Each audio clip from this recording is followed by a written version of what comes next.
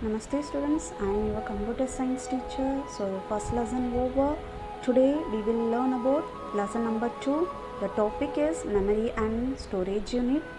The subtopic is data and information and data storage unit. First one is data and information. A set of characters like alphabet, digit or special characters that represent facts or figures is known as a data. When is the data is processed by the processing units, that is CPU. It is known as information. So my dear children, what is data? Data is a raw unauthorized fact that need to processed. That is a data. Then what is the information? Information when data is processed, organized, structured or presented in a given context so as to make it useful. It is called the information. So in here I give one example. Teacher wants to find highest and lowest score in a class. Then teacher will input marks. That marks is known as a data. And when CPU process and input data, then the result will be known as a information.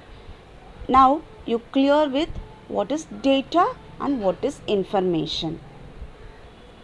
Now we are going to data storage unit. The input data is converted into machine understandable code called machine code. A computer can understand only two states, 1 and 0. 1 means on state, 0 means off state. So whatever you type that computer, it convert to machine language only. So computer understand only for machine language, 0 and 1. These two digits are called binary digit or bit. Bit full form is binary digit. The data stored in computer memory in the form of bit and measured in the bytes. Now memory size chart. 0 and 1 is called that bit.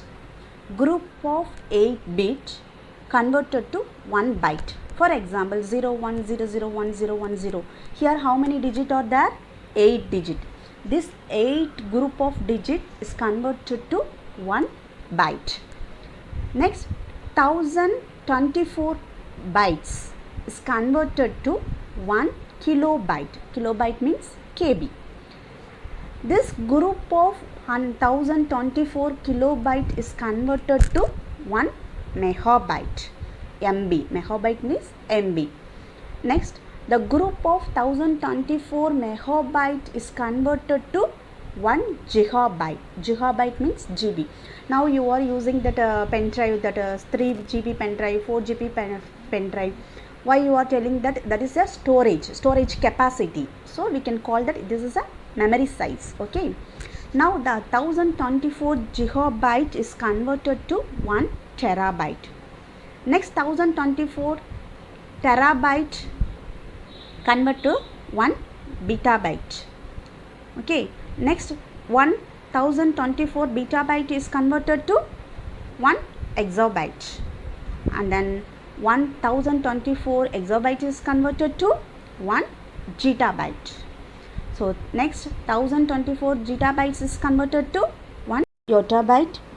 Next, the smaller memory size is bits. The bigger memory size is yottabyte. Okay children. Second lesson, the first two topic is over. Next week we will continue to the next topic. Thank you children.